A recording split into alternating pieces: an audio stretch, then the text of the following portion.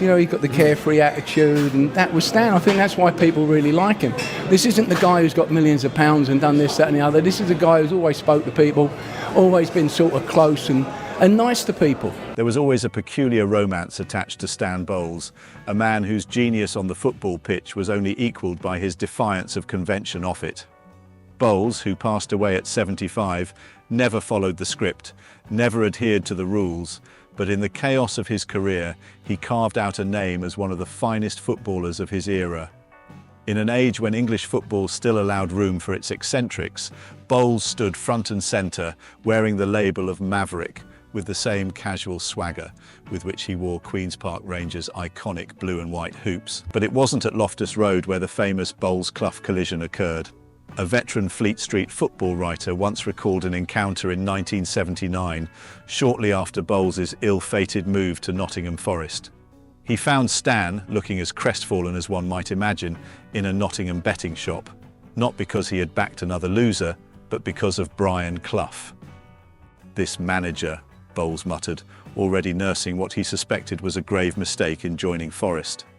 His story about Clough was pure theatre, a manager of impeccable vision but great contradiction, who had signed Bowles from QPR only to feign ignorance of his name the moment he entered the Forest dressing room. "What's your name?" Clough demanded. "What do you mean, what's my name?" Bowles replied, incredulity written all over his face. Clough persisted. "What's your fucking name?" "I'm Stan Bowles," came the reply, more astonished than defiant. "You've just signed me from QPR." Clough, ever the master of deflating egos, gave his response, "I want you to get the ball and give it to that fat fella over there." The fat fella, of course, being the brilliant John Robertson. In that instant, Bowles realised he wasn't at QPR anymore. He had joined a club that had no time for his idiosyncrasies. Clough wasn't buying the Maverick myth. For Bowles, whose entire career had been built on freedom of expression, this was heresy. The experiment lasted a season. The Bowles that joined Forest was the same Bowles who, in the eyes of many, was the heartbeat of one of QPR's finest ever sides. Bowles was chaos incarnate, a player whose every touch seemed to defy expectation, yet whose creativity could dismantle defences with ease. He was the maestro of dribble and deception, a midfielder who could glide past players as if reinventing the game on the fly. Yet this same man, whose skill inspired the terraces, lived a life that often seemed to mock the game itself. Terry Venables once wrote that Bowles belonged in the same bracket as players like Kenny Dalglish and Peter Beardsley, able to operate both as an attacking midfielder and a forward. Dennis Law, a footballing icon, declared Bowles to be 100% skill. No one in English football can work a ball better at close quarters. But Bowles, with all his prodigious talent, was never easy to handle. His short, turbulent spell at Forest only underscored what those at QPR already knew.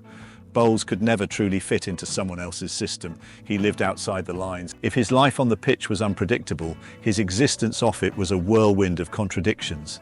His autobiographies are littered with stories of dog tracks, pubs, and gambling, the trio of vices that defined his life. By today's standards, Bowles's compulsive gambling would be seen as a serious addiction. But in the 1970s, it was merely part of his myth. He was the lovable rogue, always ready to place a bet, often with the bookmakers chasing him just as relentlessly as the defenders. Even the England team, with its rigid structure, couldn't tame him. Bowles won just 5 caps for his country, a paltry return for a player of his ability, but it was symptomatic of an era that mistrusted flair players. Bowles, in classic fashion, didn't do himself any favours. After being substituted in a 1974 match against Northern Ireland, he skipped the next game altogether, heading to White City Dogs while his England teammates travelled to Scotland. That day, the only opponent Bowles faced was a photographer from the Daily Mirror, and a fistfight soon followed. What makes Bowles so compelling is not just his brilliance, but the sense that he could have been even greater. At QPR, he was the focal point of a side that, for a few seasons, seemed destined for something special. Dave Thomas, Don Givens, and Jerry Francis formed part of an attacking unit fondly remembered by fans and neutrals alike, with Bowles as the star. He had replaced Rodney Marsh, another mercurial talent, but Bowles's ability to elevate the game around him made him unforgettable.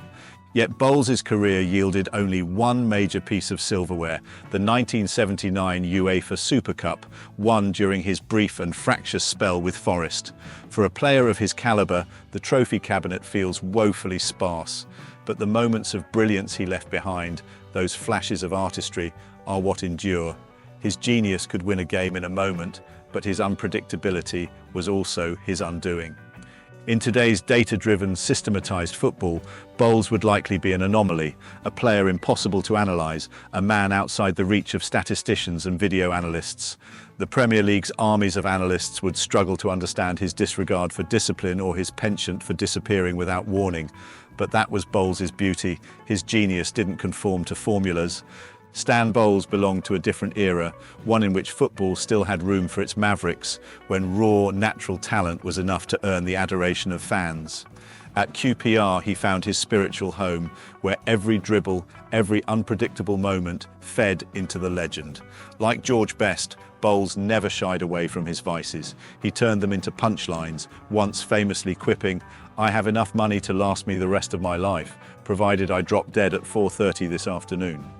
But behind the humour was a footballer of remarkable talent, one whose memory still shines brightly for those who were lucky enough to witness his unique blend of brilliance and rebellion. In a sport that now demands conformity, Stan Bowles remains a testament to the beauty of imperfection.